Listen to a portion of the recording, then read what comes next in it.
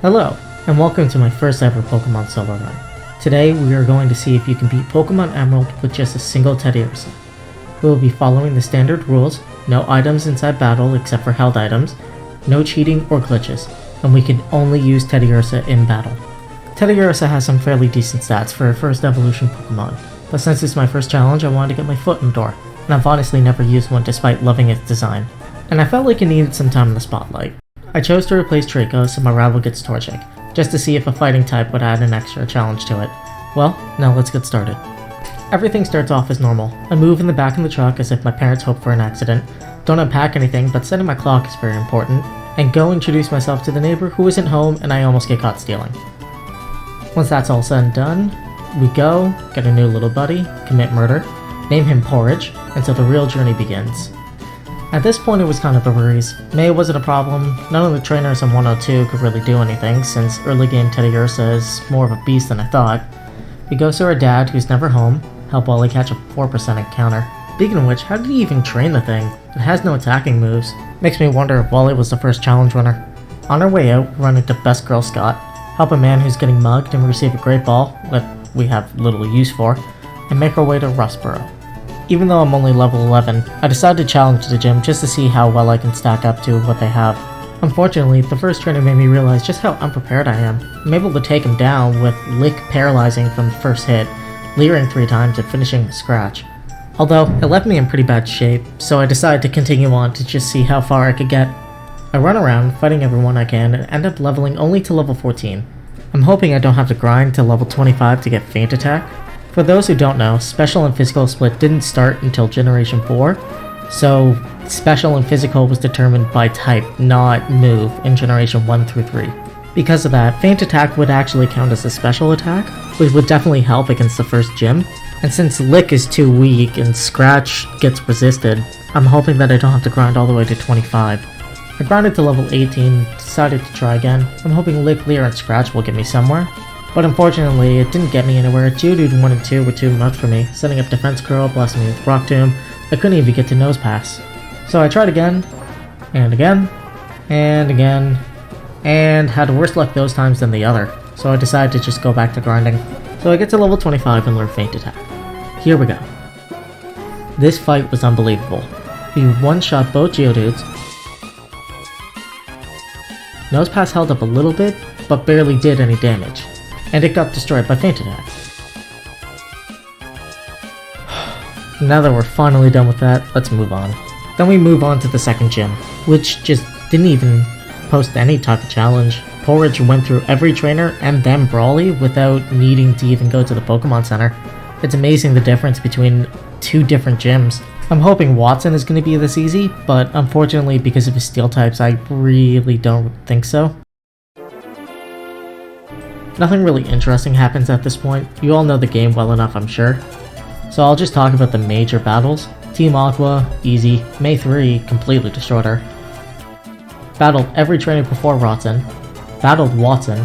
And then, unfortunately, got kind of badly crushed. Thunder Wave mixed with Supersonic really messed me up bad. So I tried again with Black Glasses. Maybe that would help? No. So I decided to try and level up one more time to get Slash, and thinking maybe that would help. Now that I have Slash, it wasn't really that hard. I forgot to give myself a berry to heal paralysis, but I didn't really need it. Once again, we're at a point where the NPCs are a breeze. We make our way through with not much resistance all the way up to Maxie. Then breeze through Maxie. We make our way to the 4th gym and run into this definitely not suspicious Magma Grunt.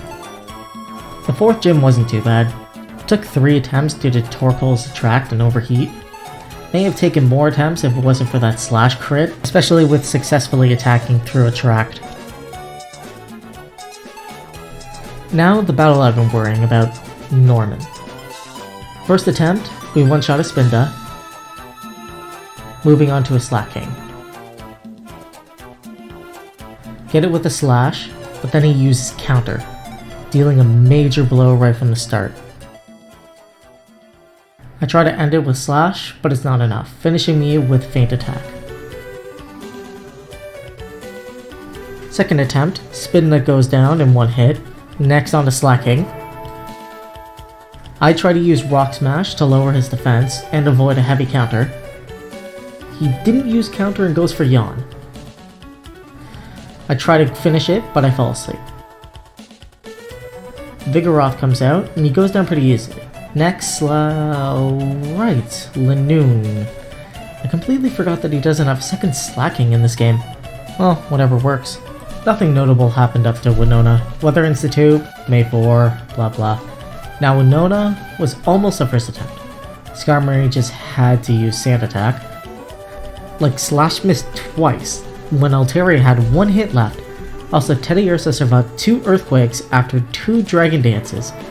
Damn, I didn't think he could survive that much. Second attempt was much better. After this, we make our way to Lily Cove, beat down good old May 5, and not fight her again for some reason. Like seriously, you don't even get to fight her with Blaziken. Like that's just it. At least give her a Blaziken for that last battle or something. We find out that Team Magma and Team Aqua took the wrong colored orbs, and make our way to beat down Maxie again. This time was a bit rough. His Mighty Anna's Intimidate lowered our attack by 1 stage, then swaggered us. Somehow we broke out 1 turn, then beat it relatively easily. Next, Crobat used Supersonic, making us confused once again. And we didn't break out of it right away, but we did critical hit Strength. From here, things go as normal. Archie steals the submarine, then we track him down, then he runs off with it again, then we make our way to Moss Deep City. Tate and Liza are no joke. Unfortunately, we end up having to go a bit cheap on this one. First couple rounds were pretty bad. Porridge just got manhandled by our Pokemon 2v1ing us. So I end up having to replace Lick with Double Team and equip Black Glasses. Use Double Team 3 times, then we knock out Xatu with Strength. After that, we end up finishing the rest of them off with Feint Attack. Don't really feel too proud about having to use Double Team on that one, but I had to take it. It was not fair that they were just teaming up on us anyways. Afterwards, we team up with Steven to mess up Maxie and Tabitha once again. Next, we make our way to Archie. He's pretty easy this time around. Swagger made me a bit worried, but still beat him on first try. Anyone notice that Maxie and Archie have the same Pokemon team? All they did was just swap the last one out for a water and fire type. Like with 2 people that hate each other that much, don't you think you would diverse your team a little bit more from each other? Afterwards, Groudon and Kyogre do the thing. Groudon definitely needs Mommy Rayquaza to step in, so we have to go fetch her. And she pops in, tells them it's bedtime, and then they both go home. Archie and Maxie proceed to go home as if nothing happened and they were allowed to. I go in to fight Not Wallace, going through the very easy baby puzzles. I messed up. I come back after definitely planning to fight all the trainers down there, and I did it again. On my first real attempt, I make my way through and I go fight the final gym leader. Juan was a fairly easy fight. He brought me down to orange, but he didn't really do anything that made me worry. Except for that double team from Kingdra, but I was able to attack through it anyways. Finally, time for Victory Road. While he wasn't that much of a challenge, I'm surprised he went down so easily. The rest of Victory Road wasn't too bad either. I didn't have Flash, but I had enough repels to get me through blind. Now I finally face the Elite Four. First things first, I'll replace Slash with Brick Break, since I have Strength. I could go grind a little bit, but I want to see what I can do at level 70. Let's go. Sydney was really easy. I got him on the first attempt since Brick Break did a huge number on him. Phoebe was another story. Her Dusclops kept using Curse, and if I get hit by that, that's pretty much game over. I decided to use Double Team the first time since she always used Protect. I made it all the way to the last Dusclops and then Feint Attack ran out of PP because of their pressure ability.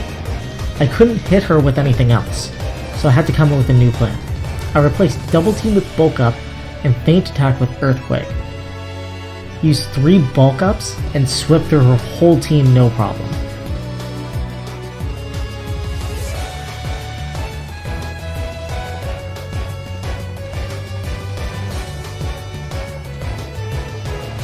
Glacia wasn't too bad.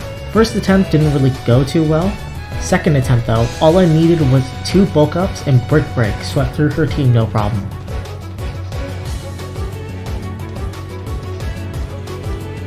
And then finally it's Drake. He was a little hard. First attempt didn't go so well. We tried to bulk ourselves up a bit, hoping to go for a sweep, but Shelgon lowered our speed with the Rock Tomb. Next Altaria is one shot. Kingdra uses Smokescreen, but still goes down. Flygon uses Flamethrower and it gets a burn. That's a problem.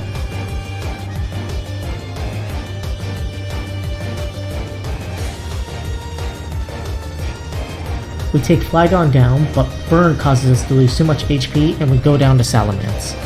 Second attempt didn't bring us anywhere either, but the third attempt, we give Porridge a Berry for some extra health and set up a couple bulk ups.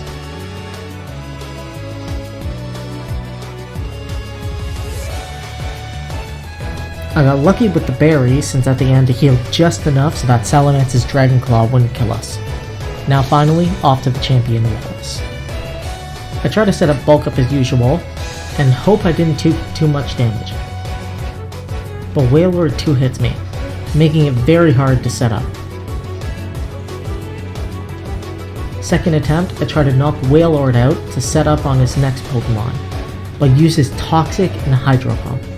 At this point I'm exhausted, it's almost 3 AM, and I've been doing this all in one day. I'm getting very tired.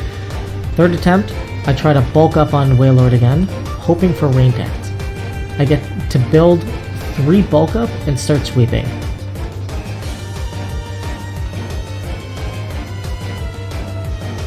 I do a 4th bulk up on Ludicolo for a little extra damage and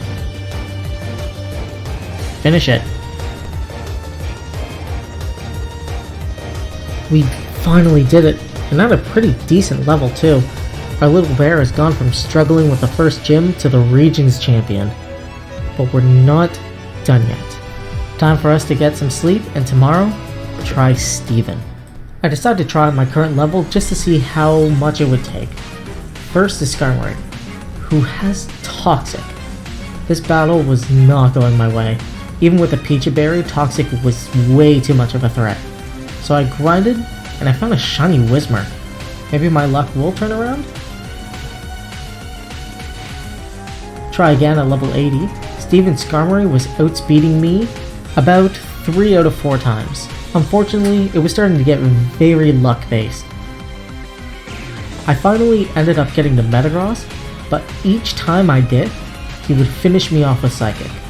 So I went back to grinding.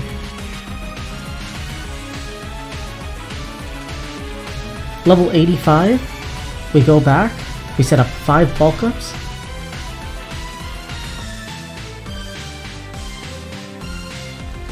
and start attacking. And completely wipe the floor with him. Level 85 was just enough to wreck him. I was quite surprised. I was worried that I would have to grind up even more, but level 85 was just enough to finish him off. And thus, my first ever challenge 1 was over. It was quite the journey, and thank you all for watching. Still deciding on what I'm going to do for my next challenge. I'm debating on something in Pokemon Crystal because I haven't really done that game in a long time. Alright, well, thank you everyone. Take it easy.